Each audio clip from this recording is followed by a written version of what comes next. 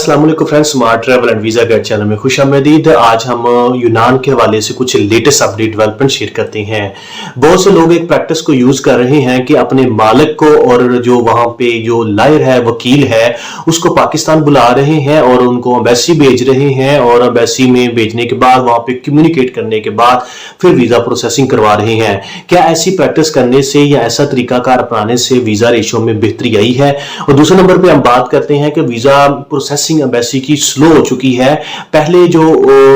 काम जो होता था विद इन मंथ सारे के सारा काम वाइंड अप हो जाता था, लेकिन अब आपको 1 महीने 20 दिन 25 दिन बाद ही मेडिकल टोकन मिल रहा है। इसके ऊपर बात करेंगे। और थर्ड नंबर पे हम बात करेंगे वीजा रेशो में इंप्रूवमेंट आई है कि नहीं आई, जो आइंदा आने वाला जो साल है इसके अंदर क्या कोई ऐसा कॉन्ट्रैक्ट या एग्रीमेंट किसी के साथ साइन होने वाला है या नहीं। मजीद वीडियो शुरू करने से पहले काइंडली चैनल को सब्सक्राइब करिएगा, शेयर करिएगा, बेल आइकन पे क्लिक करिएगा। जी हाँ फ्रेंड्स, ये काम प्रैक्टिस यूज हो रही है और बहुत ज्यादा लोग इस प्रैक्टिस के हवाले से इंक्वायर भी कर रहे हैं कि जी हमारे 20 वीजे हैं या 30 वीजे हैं, क्या हम अपने मालिक को बुला लें एम्बेसी के अंदर, या वो मालिक अपने बिहार पे किसी वकील को भेज देता पाकिस्तान के अंदर, यूनानी वकील को, ग्रीस वाले वकील को, तो एम्बेसी को रिक्वेस्ट करे या एम्बेसी को पास जाए या उनके जो स्टाफ के साथ मिले तो वीजा लगेगा कि नहीं। इसके अंदर कोई बेहतरी आई है कि नहीं? जी हाँ, हमने कुछ ऐसे केसेस देखे हैं, मालिक खुद पाकिस्तान चल के आए हैं और सम टाइम कुछ लोगों के जो वकील आए हैं उन्होंने एम्बेसी को जाकर खुद अपने केस को परस्यू किया है, इसको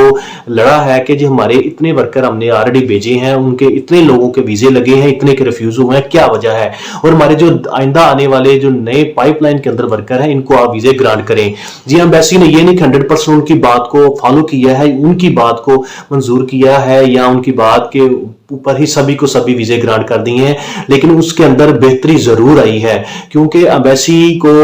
जो कुछ कन्विक्शन होती है, जो कुछ कंफ्यूजन होती हैं या वो किसी चीज से मुतमन नहीं होती या कोई बंदे की प्रोफाइल ऐसी लो होती है जिस बेस पे वो 5 नंबर शिक लगाते हैं, उसको ऑन द स्पॉट जो मालिक है या वकील है उसको रेक्टिफाई करता है, उसको कम करता है और एम्बेसी को बताता है कि ये वाकई जेन्युइन वर्कर है, मुझे इसकी जरूरत है, मेरा पीछे जो काम है एग्रीकल्चर का, लाइफस्टॉक का, एनिमल हस्बेंड्री का, कंस्ट्रक्शन का, किसी भी एंगल का वो डिस्टर्ब हो रहा है, मुझे चाहिए। जी हाँ फ्रेंड्स, इस बेस पे वीजा रेशो के अंदर उन लोगों की वाकई इंप्रूवमेंट हुई है, लेकिन ये नहीं कि 100% या 80-90% है, उनके अंदर बेहतरी हुई है क्योंकि वो खुद मालिक ने अपने केस रिप्रेजेंट किया कि आप किस बेस पे, किस लॉजिक पे हमारे केस को रिफ्यूज कर रहे हैं, इस बंदे को रिजेक्ट कर रहे हैं, जबकि वो फिजिकली, मेंटली और मेडिकली भी फिट है, उसके डॉक्यूमेंट्स भी प्रॉपर पूरे हैं और जो मालिक है उसके बिहाफ पे जो एपोफेसी वहां पे आई है उसके अंदर भी कोई फॉल्ट है, लेकिन कौन सी रीजन जिस बेस पे आप फ्यूज करते हैं तो एम्बेसी काफी हद तक उस लोगों की बातों की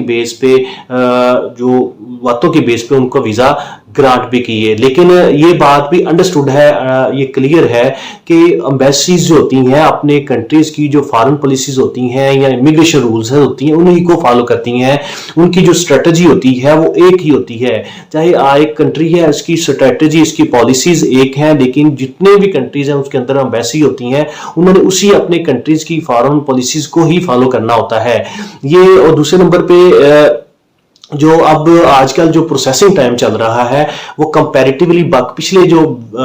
मंथ थे या पिछला जो टर्नओवर था उसकी निस्बत बहुत ज्यादा स्लो है। पहले कोई एप्लीकेंट जाता था उसको ऑन द स्पॉट ही 3-4 दिन के अंदर रिपोर्ट कहा जाता था कि आप इस डेट को आके मेडिकल रिपोर्ट जमा करवाएं, लेकिन अब उनको 20 दिन 25 दिन या 30 दिन महीने बाद का भी टाइम ग्रांट कर रहे हैं कि आप इतने दिन बाद आए और अपना मेडिकल सबमिट करवाएं। तो इसके बाद इनकी जो बाकी जो सबमिशन के साथ साथ इंटरव्यू के बाद जो वाला सिलसिला है, मतलब कि पासपोर्ट की है जो वापसी है या हैंडओवर करना है, वो भी काफ़ी हद तक उनका स्लो है और 5 से 7 दिन का वो भी टाइम प्रोवाइड कर रहे हैं। ये अब दूसरे नंबर पे जो लास्ट में अगर हम बात करें तो इनकी जो वर्किंग है आजकल जो एंड चल रहा है और नया साल आने वाला है, ये मोस्टली जो एम्बेसीज हैं फर्स्ट वीक या सेकंड वीक ही काम कर रही हैं और उसके बाद इनकी जो क्रिसमस या जो हैप्पी न्यू ईयर की सेलिब्रेशन वो स्टार्ट हो जाती हैं और बहुत ज्यादा जो स्टाफ होता है अपने जो नेटिव कंट्री वहां पे मूव होता है। और लास्ट में अगर हम बात करें वीजा रेशो की, वीजा रेशो के अंदर हमने कुछ केसेस वो देखे हैं जिनके मालिक या वकील चल के आए हैं, उनके अंदर बेहतरी आई है, लेकिन अगर कोई नहीं आया वकील या उनकी वीजा रेशो जूं की तू ही है, वही 15 से 20 या मैक्सिमम 25% ही वीजे लोगों को ग्रांट हो रहे हैं। नो डाउट वहां पे बहुत मुख्तलिफ जो क्राफ्ट्स वहाँ पे शो हुई हैं, उनका सीज़न भी चल रहा है और कईयों का ऑफ हो रहा है, कईयों का स्टार्ट हो रहा है। वहाँ पे भी जो वर्कर की वाकई शार्टेज है, रिक्वायर है, लेकिन वो अपनी वही पॉलिसी को फॉलो कर रहे हैं। लास्ट में अगर हम बात करें इसका जो अपडेट है कि और लास्ट में अगर हम बात करें कि आइंदा आने वाले साल, नए साल 2024 के अंदर कोई एग्रीमेंट, कोई ट्रीटी या कोई कॉन्ट्रैक्ट अंडर साइन है या पाइपलाइन में मौजूद है जिसमें मजीद बेहतरी आए या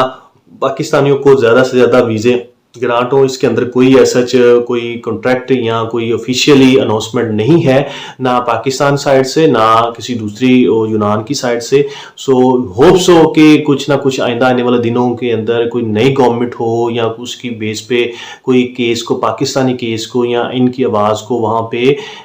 सुनाया जाए या केस को स्ट्रांगली या फर्मली बेस पे रिप्रेजेंट किया जाए। मज़ीद इस तरह की इन्फॉर्मेशन के लिए काइंडली चैनल को सब्सक्राइब करिएगा, शेयर करिएगा, बेल आइकन पर क्लिक करिएगा। Thank you so much.